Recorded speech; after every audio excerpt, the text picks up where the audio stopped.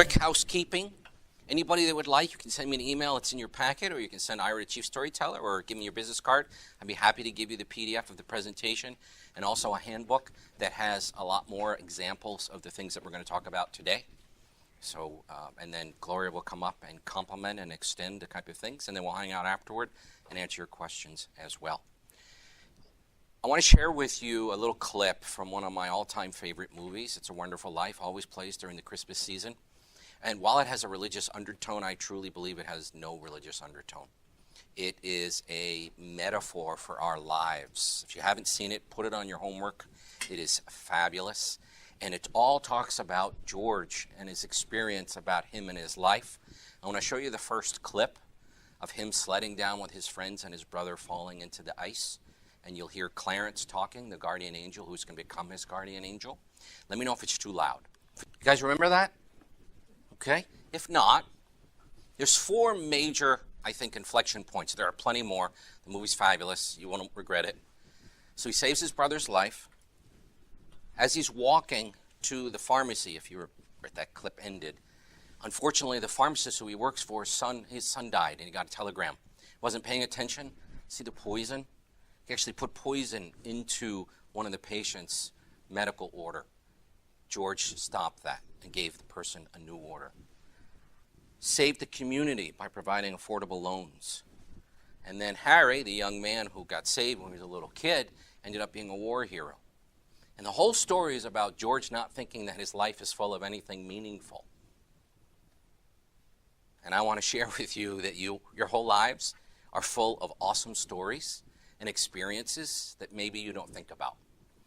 Some of you may not want to share them. That's okay. But I would challenge you to share something. So share someone else's story that's the equivalent of the experience. Because that's what I think the world is built on, stories. I don't care what culture you're in. It's just a matter of what's the difference behind them. But think about it. Everybody that walked in here who sat next to somebody, if you had enough time, you were telling some type of story, right? How was your weekend? Are you a member of the chamber? Have you been here before? Right? Monica and I have known each other for several years. John and I know each other for several years, so we got to catch up. Right? All these different types of experiences, because this is what we want in a relationship, a personal relationship.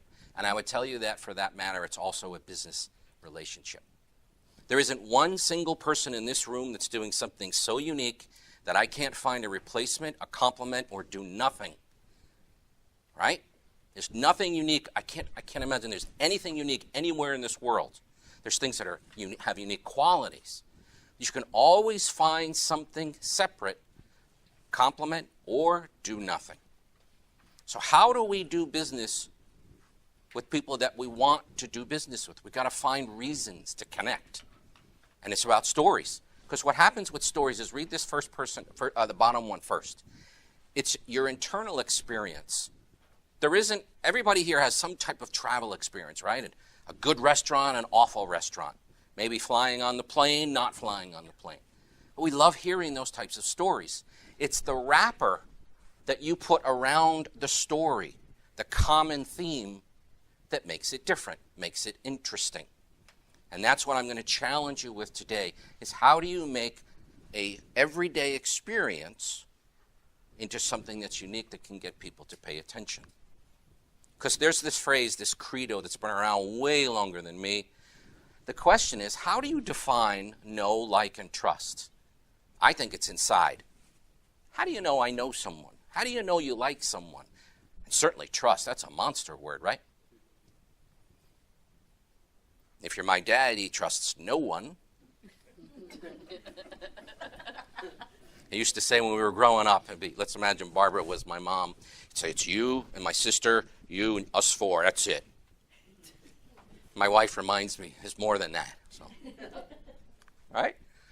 And as we're talking about season, and we're talking about conferences, right? And this is what Gloria and I are here for, to share with you ideas about conferences. Here's a typical agenda. The green, I believe, are the opportunities for people that want to sit and talk. Really sit down. Breakfast. If we had a formal breakfast. We're about being excited. We're coming. What brought you here? Good morning. Are you a member? They're looking for your tag, right? They're trying to find a common reason to talk. Lunchtime. Now we had the whole morning to talk about what we experienced, what we were inspired, the speakers that we liked. A little more relaxed. The event that most people skip because they're tired is the evening events. I actually skip the morning. Usually show up around 10:30, and I stay out all night and hang out with people. That's the time when people are really talking.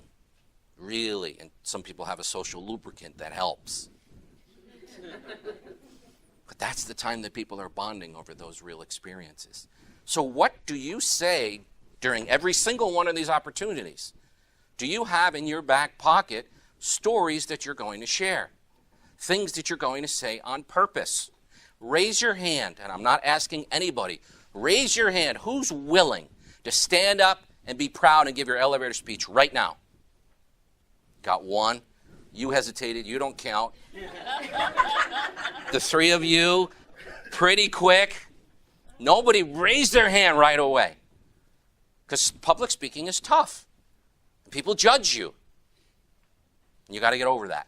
Because that is, to me, one of the most important stories that you have to say.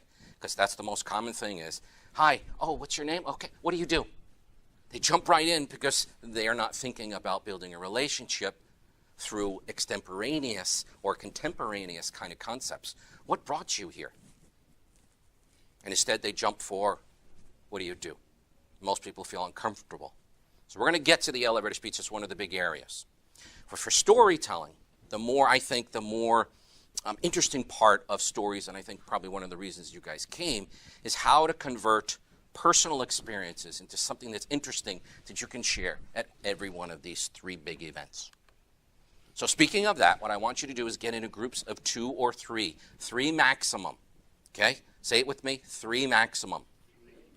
Just, someone is going to be in a group of 4. Promise, it's probably a terp. This at least who's a terp? So we got at least a bunch of us, right? So I know John and I, we've known each other. John's the president of Montgomery County Alumni. Hosie's not only a terp, but she's amazing. She helps out the terp vets, and I'm a vet myself. Monica's where we met at school, so there's always a terp. You can make fun of that. Pretend you're an important lunch, and you can change the word prospect to partner, sub, whatever it is. The important point is that it's important. Okay? Share a story about an experience that changed you. Pick a time that was a teenager.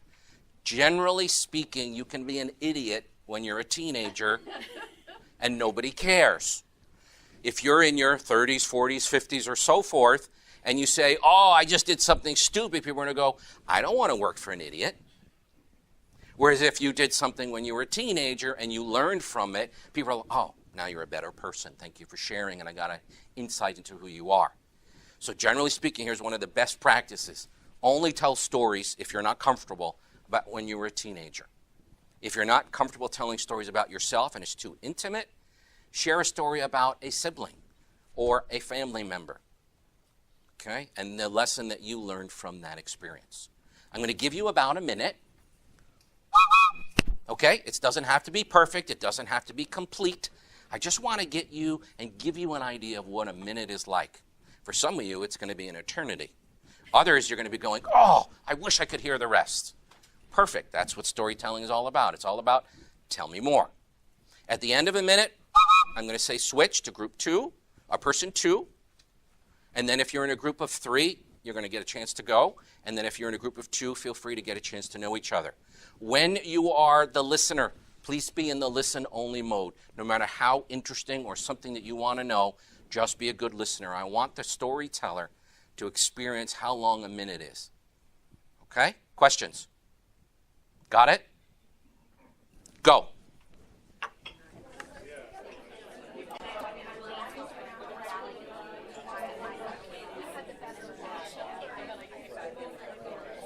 Person 2, person 2.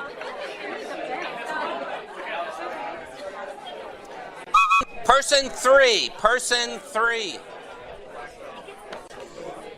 Okay. Back to your seats. Back to your seats. All right. Are there two volunteers that wouldn't mind sharing how they felt about their experience telling their story? Yes, please. Nice and loud. All right, now what was the question? I appreciate the fact that you volunteered. How did you feel telling your story, not listening to your partner or partners? How did you feel listening and feeling and seeing the experience and how your partner responded or didn't respond? Warm inside, that someone would be interested in what I was saying.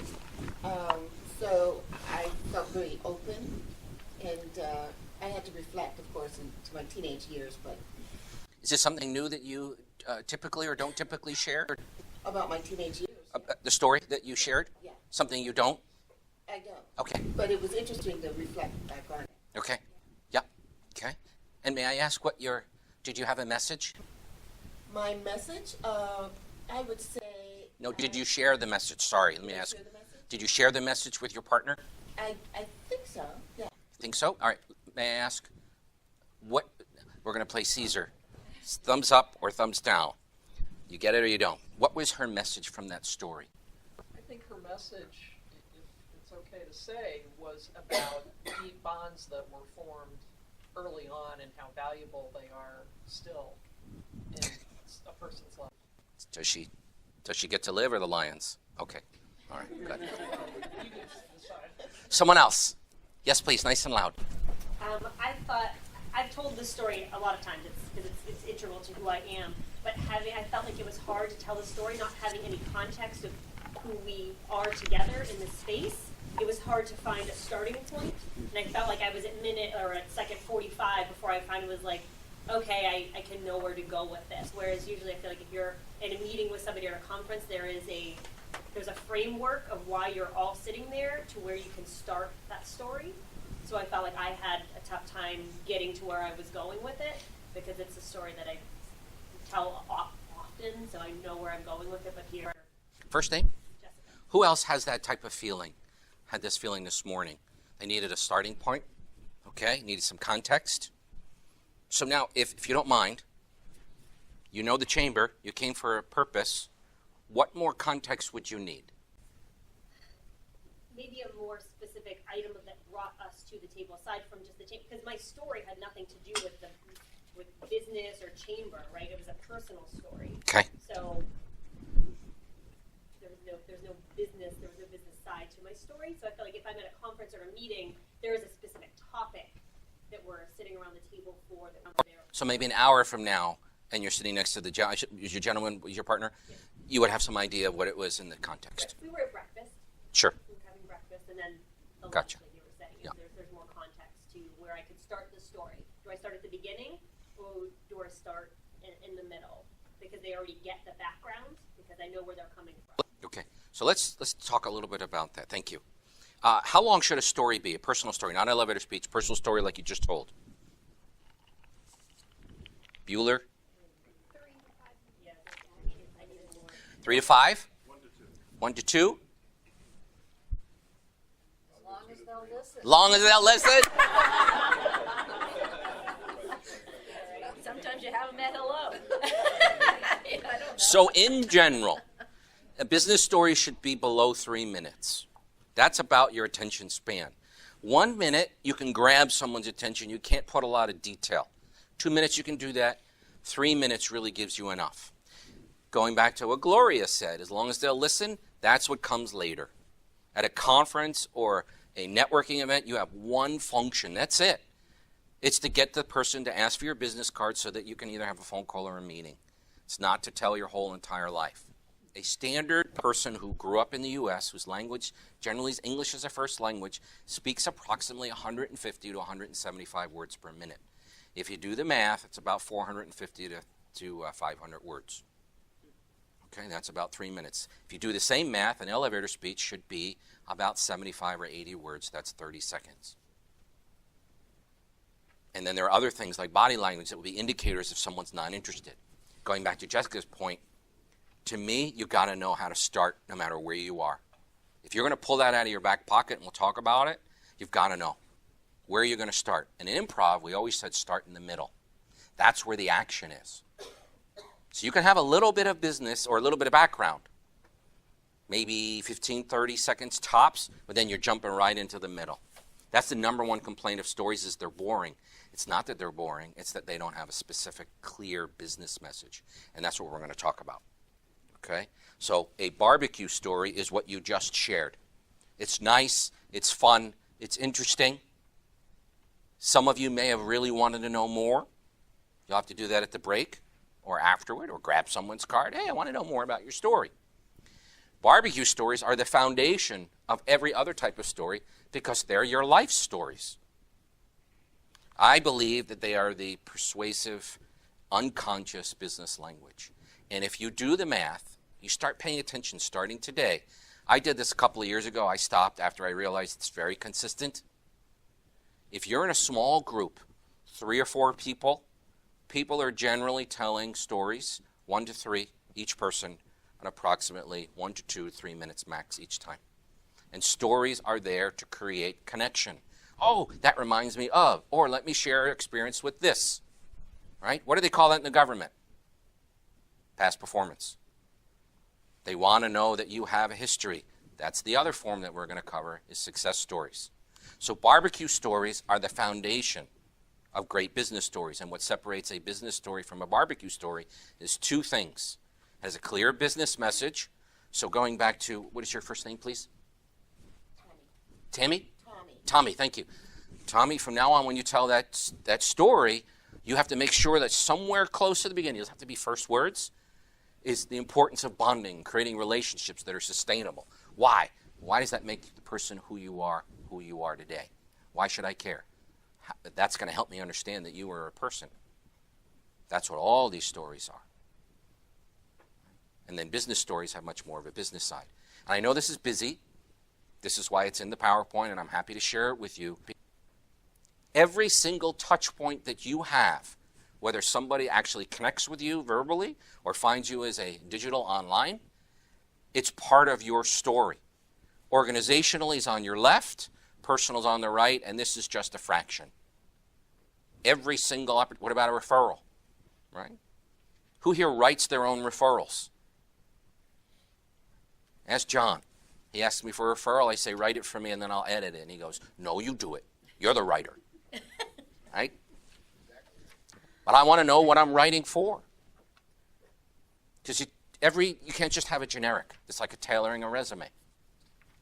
So you've got to think about all these different things. What is the number one? Most likely, if I meet you today, aren't you going to check my LinkedIn profile?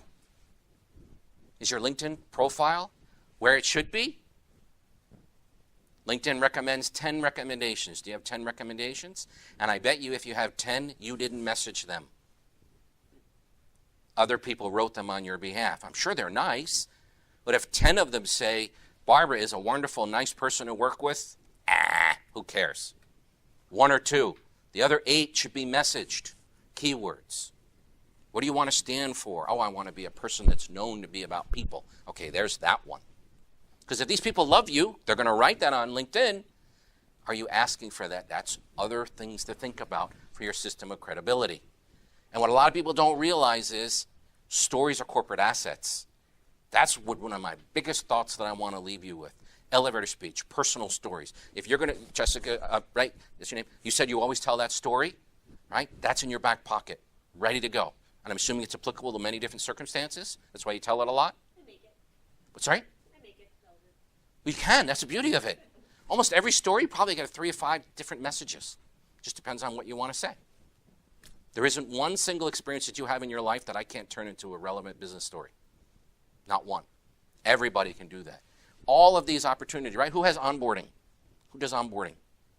All right. Do you have the founder story ready to go? Can there we go. All right. Well, there's another homework, right? The founder story, that's the culture. That's the heartbeat of a business. I don't care if you work for a monster company like Comcast. What Comcast stand for? When I join that company, I want to feel awesome about joining. Right? That exuberance of starting your first day. I can't remember who it is. A very famous chef says something like, when he was coming into his new restaurant is opening, I want every night to be like it's the first night. So when you're giving your elevator speech in the morning, whether you're giving it at 8 a.m. in the breakfast or at 8 p.m., you've got to give it as if it's your first time. Right? So you've got to think about all these things. Stories are your corporate assets. You have to think about them that way. Every personal story that you tell, are you telling it consistently? Are you getting feedback from your friends and colleagues that it's working? So if not, that's another thing to do. Take advantage of the awesome chamber, right? You see these same faces. Buy someone a cup of coffee. Hey, I'll tell you a story. Can I bounce my idea off yours? 15 minutes. Boom, you're done. All right? So what I'd like to do is cover 4 big areas. 3 story types and the Better Tomorrow message, which really sets the whole tone of what I'm going to share with you. So these are magazines, right? This is from the country of Georgia, Tbilisi, when I was there. And I was doing founder story, how to pitch to investors, everything about presentations and communications. And I love finding opportunities for messaging elements, communication, marketing, things like that. And you'll notice, right, they're all magazines. What you probably don't think about is that they're all based on headlines. I would challenge you, look on any single internet browser that you want, internet function on a browser. Type in the name of any country, followed by the word magazine. They're all the same worldwide. Headlines, headlines, headlines. How long is a headline, ladies and gentlemen? How many words? 5 to 7? English language is one of the shorter languages, so yeah, about 5.5 to 6 words. Think about that. That's what you want to think about when it comes to a message, short and pithy. So that's what I call a Better Tomorrow message.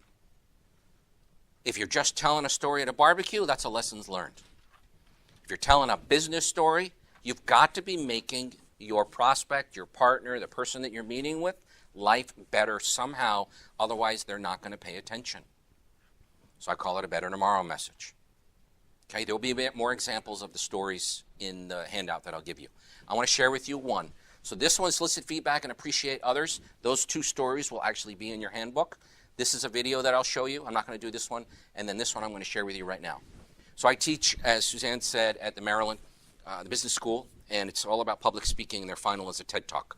So the elements are elevator speech, what's the short version, story that they have to tell. They have to tell at least approximately 2-minute story within that, and then have solid presentations, all those type of concepts. Rohan is this young man, and he talks in his story, his idea, the Better Tomorrow message is don't be the idiot in the red convertible. So he's about 18 years old. I teach sophomores, and he's home. It's 2 o'clock, and his mom comes home about 2:15. He jumps up, starts yelling at her, not at her, but yelling because he's so frustrated. He was on the Beltway, right? Anybody ever frustrated on the Beltway? Right? And he's got the person who's zipping in and out in the red convertible, trying to get off here, comes back, zooms. Ryan's just fuming. So he was waiting for his mom to come home. He's about 3 minutes into the story, 4 minutes, however long it takes, and he noticed his mom has a tear coming down her cheek. He stops and said, "What's wrong?" And she said, "My brother just died." Pretty sad story, right? And then he said to himself, he had an aha moment, I'm the idiot in the red convertible. Because he wasn't paying attention. His mom's not supposed to be home at 2 o'clock. She's supposed to be home at 5 after her workday. So if you take a normal lessons learned, pay attention to others, and you make it interesting. Don't be the idiot in the red. Now, some of you may not like the word idiot, so find another one. Don't be that guy. Don't be that person in the red convertible. But you want to make it interesting. This is a good story. This is what makes a story great. And if you really want to make it great, you want to have that twice. Somewhere in the middle, toward the front, no later in the middle, and you want to end with it. Then people are going to go, oh, yeah, I remember that. Okay? Those of you who do training or do presentations, find a powerful image. So that's the thing about TED Talks. All my students had to have powerful images. So that's your one big idea, is promising a better tomorrow. Every good business story has one clear message. Now, those of you that are saying inside, you have an inner dialogue, I am not very creative, I'm not a marketing person, I'm not a good writer. Almost always, you say it sometime during your conversation and you're telling that story. So I'll share with you a little quick story about Michelle. She's 5 feet tall, very, very important for this. I'm doing a keynote to about 1,200 hospital healthcare risk consultants, risk managers. They have the unfortunate job of being finger pointers. When there's a patient who has a bad experience, Michelle's of the world get the stack of folder on their desk and have to figure out, was it a people issue, a process, or a technology issue? Almost always, it's medicine. It's always going to be a people issue. As a 5-foot-tall, petite woman, 6-foot-plus male doctors will scurry like little tiny lights when you turn the light on. They will leave meetings, she told me. I always interview people for 15 minutes, and I wrote this down because this is how powerful it was. 14 minutes and 38 seconds, this is what she said to me. Most people talk like this. I didn't make this up. You've got to start recording yourself, having someone else take notes for you, talking to your marketing communications. You've got to find these gems. That's what you're looking for. If you tell someone I make a difference in patient, not one of you, right, is not going to say, oh, wow, that's interesting, tell me more. This, you might as well say I'm a dentist. Right? Okay, you're a dentist. Whoop. Right? You've got to change that. You've got to start talking like this. You've got to start talking headlines. Okay? Here's some examples. These are, to me, what I strongly recommend, and we're going to move to the elevator speech, is the first sentence that you say when somebody says, what do you do? You're promising them a better tomorrow, right? Furniture guy, right? Why you? Right? You're not Bob's, you're not the other one that just advertises all over the place on TOP, right? So why you? You've got to think about it. I don't care how much you think you're a commodity. You have that one opportunity to make a first impression in person.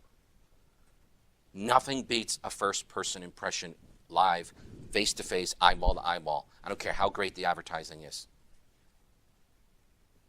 Yes, please, John. Are those their taglines? No. You're just kind of summarizing me. This is No, they're not a summary. okay. If I say to you, John, what do you do? And you work for one of these organizations, that's the first sentence out of your mouth.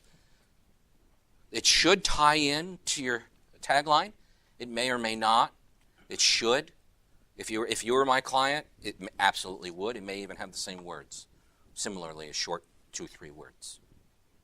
It should all be tied in. Your LinkedIn professional headline, same keywords. Capability statement, presentation title. How many presentation titles are simply presentation to? All right? Just not getting me excited. My screen was up here for 15 minutes. I was here early. How many meetings start exactly on time? And if you're waiting for the big cheese, could be 8 to 10 minute delay. Meanwhile, they see on the cover page your interesting message, storytelling to open doors and build relationships. People are going to go, okay, that's why I'm here. I want to know more. Versus presentation in Montgomery County Chamber. It's all messaging. All right? So this is where you got to start becoming more friendly with your marketing or find a new friend on LinkedIn that's more creative. And I also say to you that you are creative. You may not be as creative, but you are creative. You just got to listen for these little gems. Okay, any more questions on these? Okay, so let's talk about elevator speech. So I'm at a speaking engagement. I'm at the Tower Club, and they're doing a round robin. Now, Suzanne asked everybody their name and their business. This one allowed one sentence. Okay? Andy Kalin, Access National Bank. We're a bank.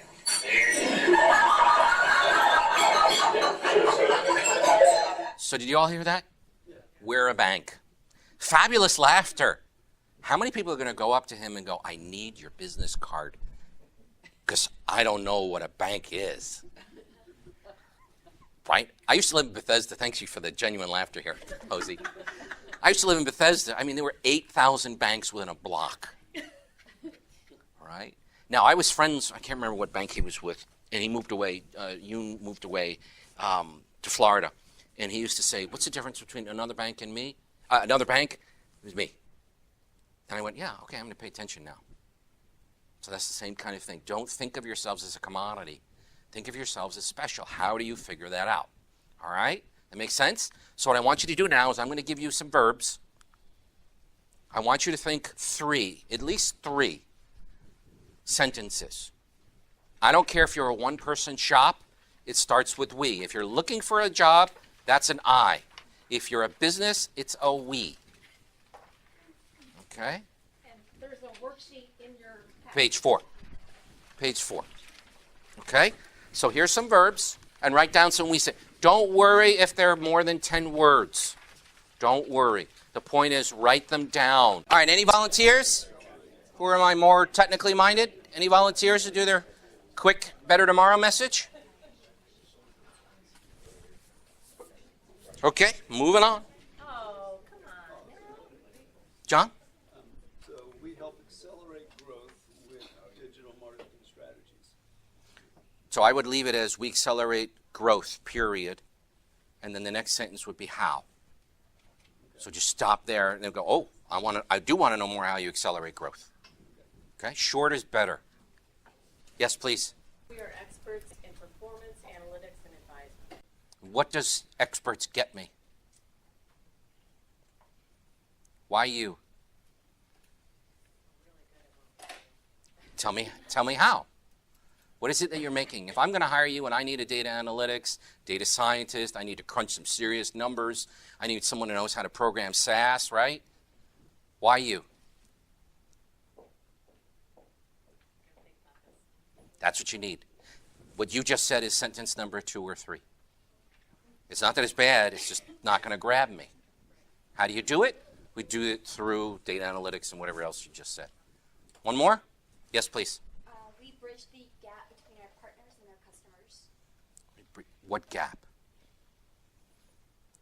The gap almost says that there's a problem, and that might be okay. So you have to think about it. There's 2 types of elevator speeches or types of questions. One that generates interest, which would be accelerate growth. The other would be is an understanding. Do you want that? It's a choice to make. Do you want to kind of confuse people, perplex them? Sometimes people tune out, other times it might work. I would say you need to test it. But to me, you want to focus on me, the audience. We bridge the gap between you and, okay? So I would say always never use third-person language. Customers, stakeholders, not in an elevator speech. On your website, that's one thing, but not in person, okay? System of credibility. Check out my LinkedIn profile, elevator speech, personal stories, success stories. All right? Something to think about. Not everybody's going to put a personal story, that's fine. But to me, you got to have your elevator speech in your LinkedIn profile. And then I'm a keyword guy in my professional headline, so I have better performance and better communication. Comes out of here. And then I have the other keywords because LinkedIn really uses this in their analytics and how you show up in the search bar. So it's the summary area and this are the 2 key areas on how LinkedIn will find you. I'm not saying stuff, if you know the phrase, don't stuff your LinkedIn profile with words just to stuff them because LinkedIn will not reward you for that. Okay? So let's cover personal storytelling. There's 3 types of stories. I'm going to cover 2 today because these are what would be appropriate for a conference or networking. A today's story, that's your barbecue story. Not a lot of impact. It's not supposed to have a lot of impact. What comes after today's story, which would be necessarily what would gravitate to, is a story that you tell more frequently. Right? So, Tommy, your story as a teenager, that would be a today's story because you just told it today. If you tell it again and again, it becomes a purpose story. Jessica, you got to nail that so you're comfortable no matter what. Without context, with context. What are you going to tell? Even if you only have a little bit. Okay? And then a signature story, those are stories that involve people, teams, like big presentations, really strategic kind of thinking, and that means websites and all your entire system of credibility. What does your culture stand for? What does your business stand for? All right? So that's what backs it up. When somebody meets you, you're going to hear today's stories and purpose stories, and they're going to check you out to make sure that the overall signature story is what matches. Okay? So today's story. Opportunities on every single moment that you have to tell these stories. Every single opportunity. When you have a 15-minute break, right, and you just saw a speaker, be positive. What's the one thing hey, did you, let's use Monica because she's right there and I know her.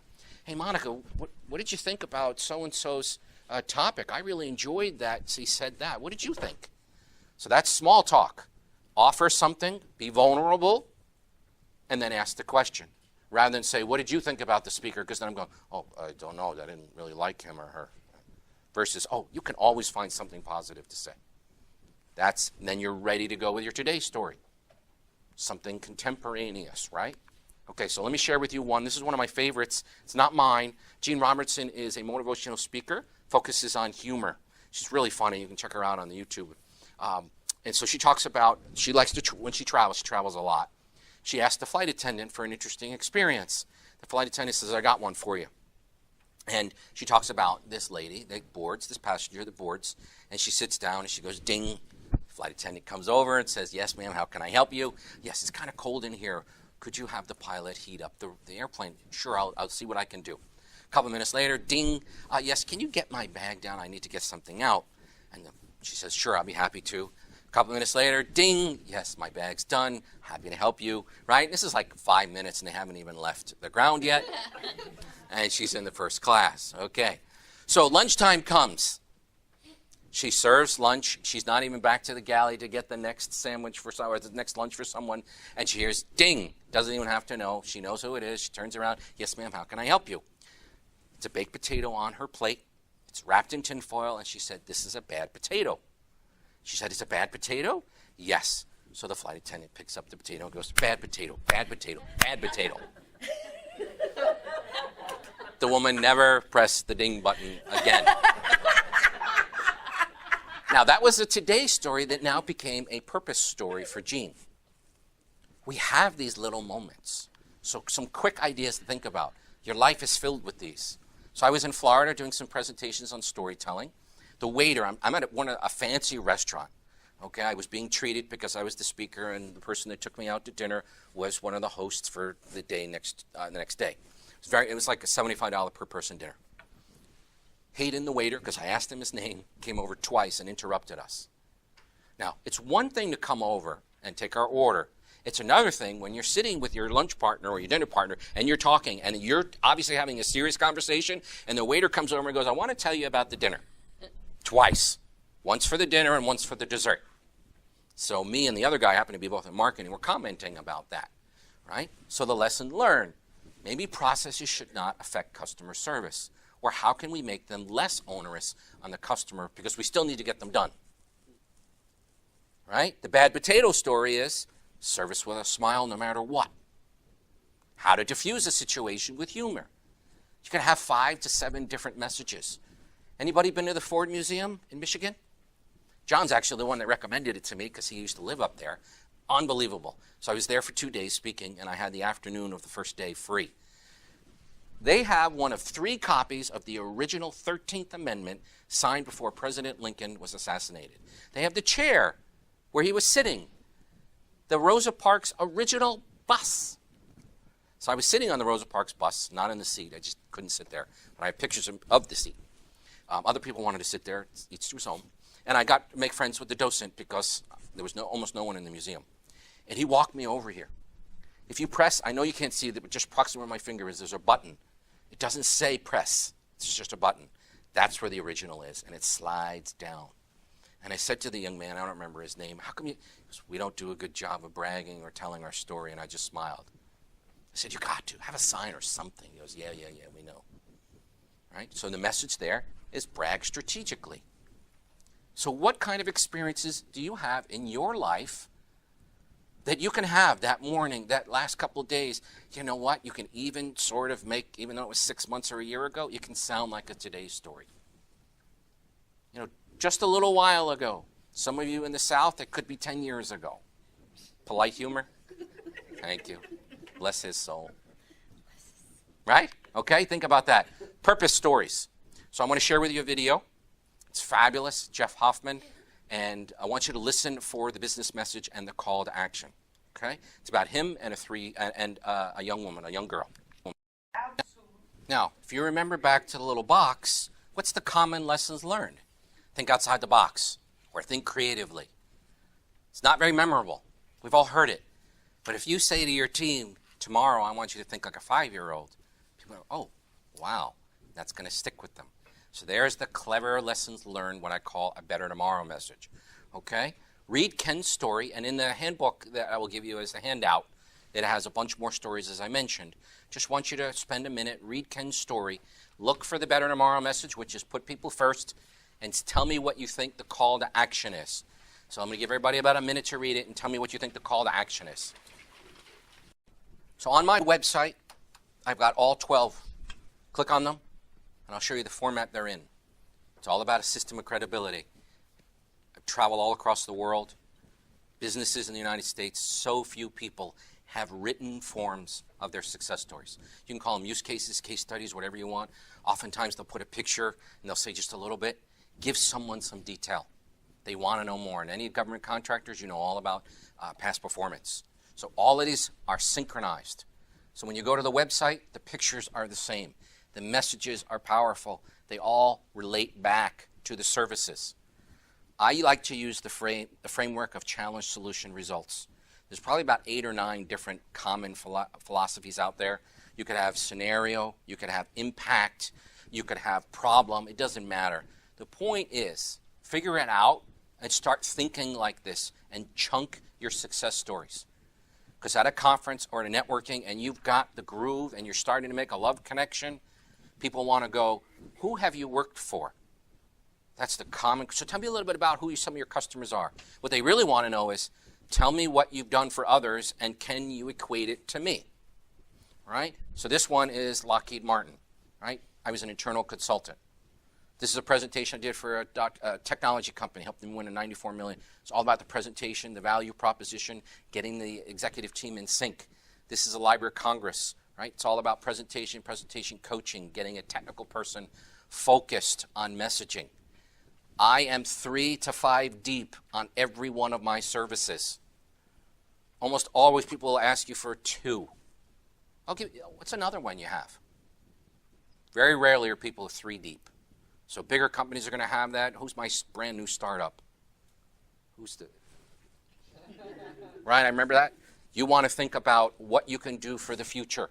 So that's what you want to talk about. And if you have personal experience that's related to how you started up, then talk about that. Say, in my personal life, as in a career, we did this, and that's the kind of success that I want to duplicate for you. But it's always about the past. And unlike stocks and forms, past performance indicates future performance. They want to know that. Okay? So on this form, page 5, write down 1. Think about a client. Write down a couple of ideas for a Better Tomorrow message and a couple of notes. Doesn't have to be detailed. The point is, again, starting to get your mind working. So you have plenty of blank space there. You can add more. My big idea, a facilitator workshop, is getting you to start thinking about these things. Strong opening gains your audience, and a strong closing moves your audience. That's what you want to do. Elevator speech is just the function of getting to get to know more. Right? Personal stories are about trust and getting them to say, tell me more. Success stories, that's the proof that you are what you say for the business side, the capability. Credibility is the personal side. Just for a minute, I want to have a little fun with you and talk about delivery. So those of you that are very comfortable public speakers, this will really up your game. Those of you that are not as comfortable, this will also elevate, just not as much. So you want to purposefully use your voice as part of your story toolbox. I'm going to use stretch last. So a pause. I don't know if you've noticed how much I use the pause.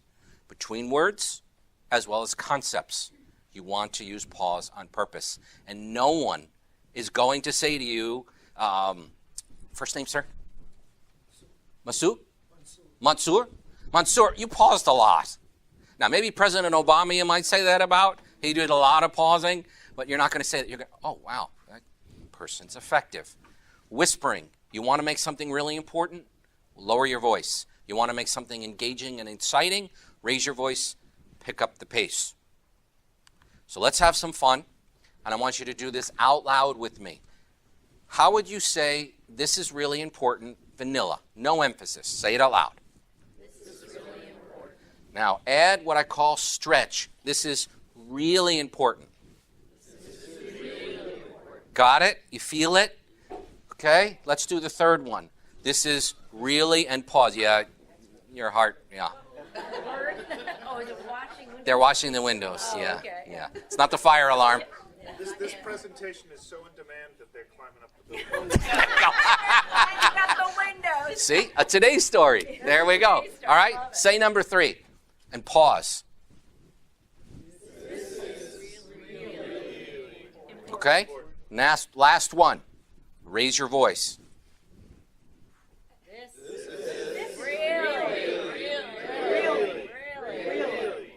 Okay, since you're kind of making fun of it, this is really, really, really important, ladies and gentlemen. I can't emphasize how important it is. Okay, so remember this. It's your system of credibility, and this is the thing about networking and conferences. I don't think there's any better way of summarizing. People will never forget how you make them feel. I want to know, I know, I like, and I trust. And this is what it's all about. Thank you so much. Oh my God.